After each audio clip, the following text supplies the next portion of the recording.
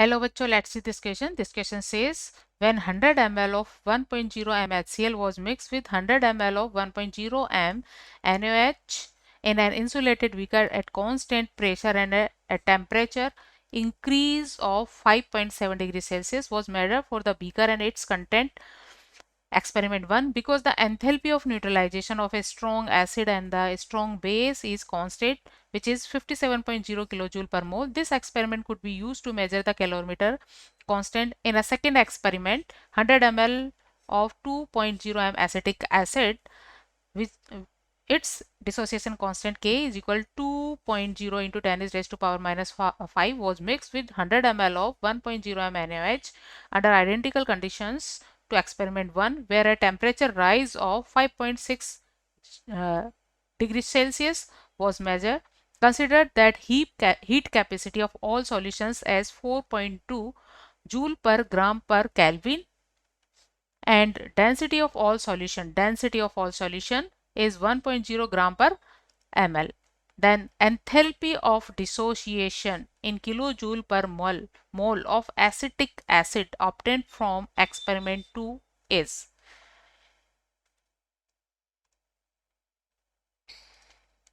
इस क्वेश्चन में दो एक्सपेरिमेंट है, एक्सपेरिमेंट 1 एंड 2 दोनों में ही एसिड और बेस की रिएक्शन करवाई जाती है जिसमें एनर्जी रिलीज होती है जिसे कहते हैं हम न्यूट्रलाइजेशन एनर्जी। ये एनर्जी काम आती है जो इसमें हमने एक्सपेरिमेंट पे जो इंस्ट्रूमेंट लिया है बीकर और जो एक्वस कंटेंट है उसके टेम्परेचर को इंक्रीज करने में काम आती है। तो सिंपली हम यह कह सकते हैं कि heat capacity is equal to the heat of neutralisation.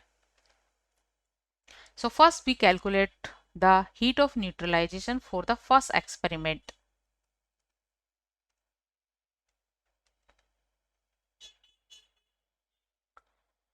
In this reaction, a strong acid HCl and a strong base NaOH react, and their amount is, its concentration is 1.0 m and the concentration of NaOH is 1.0 m and the amount is 100 ml of each, 100 ml of each. So number of moles of each will equal 0.1 and 0.1. इनकी reaction होगी, salt and water form होगा, साथ में heat release होगी। This is the heat of neutralization. तो यहाँ 0.1 के लिए हीट ऑफ न्यूट्रलाइजेशन होगी delta H of neutralization for 1 mole is equal 57 kilojoule per mole. Then heat of neutralization for 0.1 mole will is equal 5.7 kilojoule per mole. तो यहाँ strong acid base जिनके number of moles 0.1 है उसके लिए heat of neutralization होगी 5.7 kilojoule पर मोल। Experiment 1 में एक इंसुलेटेड बीकर लिया है जिसकी हीट कैपेसिटी है C। Heat capacity of beaker is equal C। लेकिन इस बीकर में एक्वस कंटेंट है 100 ml of acid and 100 ml of base और इस एक्वस कंटेंट की जो डेंसिटी है वो वाटर के इक्वल है और इसकी स्पेसिफिक हीट कैपेसिटी भी वाटर के इक्वल है। So change in temperature is given by the following equation: heat capacity of beaker plus mass of aqueous content, which is 100 plus 100 mass of aqueous content, and the specific heat for this aqueous content is 4.2 joule per mole. 4.2 joule per gram. So total heat capacity is C plus 100 plus 100 into 4.2 and change in temperature delta T, which is equal to heat release या heat of neutralization. Delta H neutralization.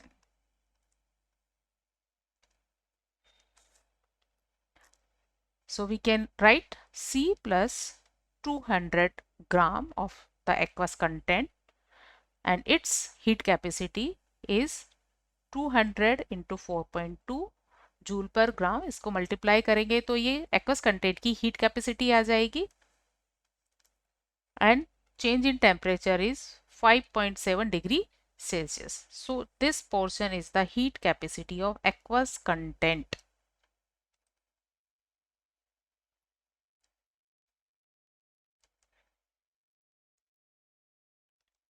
Heat capacity of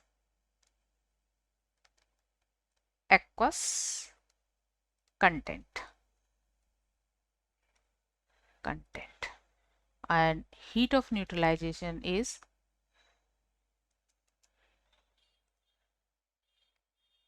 5.7 या हम लिख सकते हैं इसको 5.7 into 1000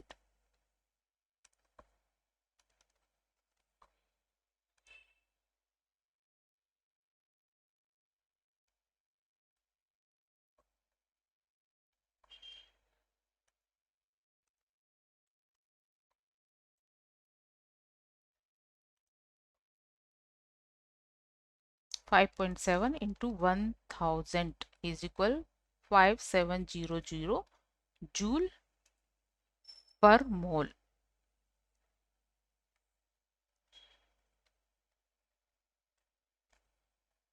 इन values को अगर हम यहाँ कट करते हैं तो इक्वेशन हमारे पास इस तरह से आती है C plus 200 into 4.2 is equal 1000 और ये क्या है heat capacity of experiment 1. This is the heat capacity of experiment 1.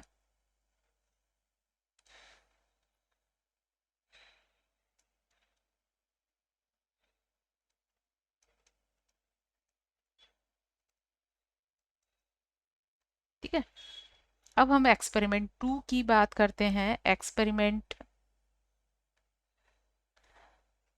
2 में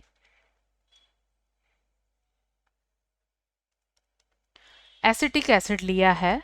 एसिटिक एसिड CH3COH इसके 2 मोल लिए हैं और इसको लिया है कितना 100 ml और साथ में लिया है स्ट्रॉन्ग बेस OH इसके 1 मोल लिए हैं और इसका भी कितना लिया है 100 ml.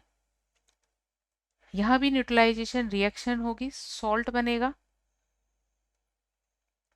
वाटर बनेगा और delta H of neutralization release होगी.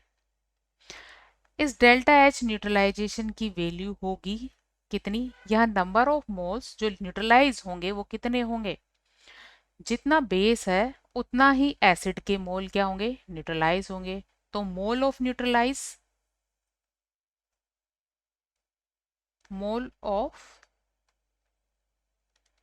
न्यूट्रलाइजेशन कितने होंगे 1.0 into 100 ml is equal 0.1 mole. So यहाँ heat of neutralization delta H of neutralization कितनी होगी, क्योंकि ये एक वीक एसिड है और एक स्ट्रॉन्ग बेस है. तो heat of neutralization according to experiment it is 5.6 kilo joule per mole. So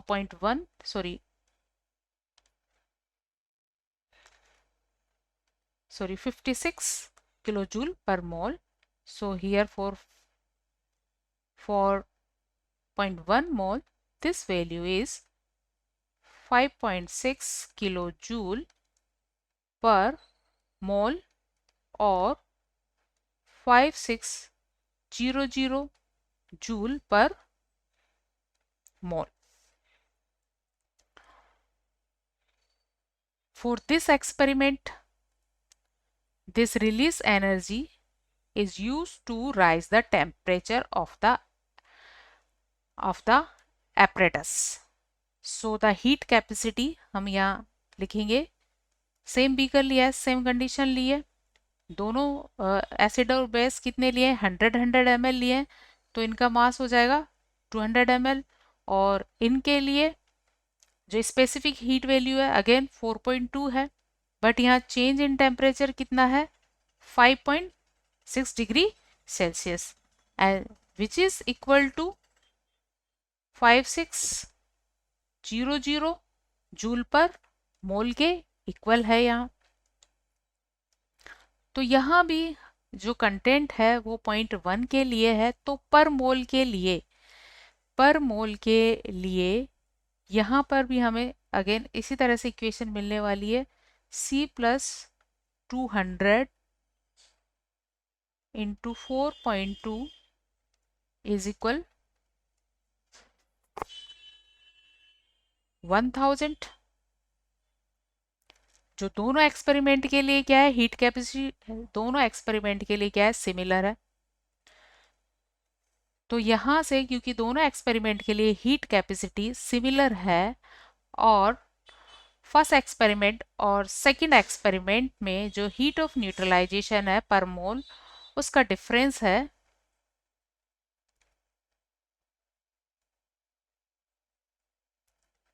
difference of delta H neutralization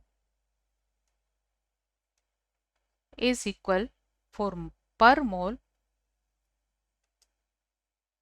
57000 minus 56000 is equal 1000 joule per mole का यहाँ डिफरेंस है। Delta H neutralization, delta H यहाँ क्या है, difference है,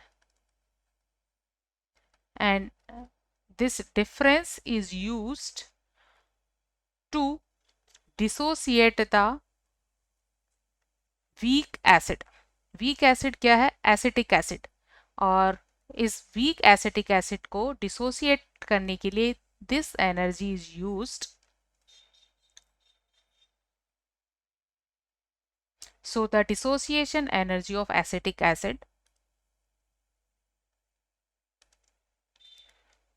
delta H of dissociation of 1 mole CS3COH is equal 1000 joule per mole or 1 kilojoule per mole.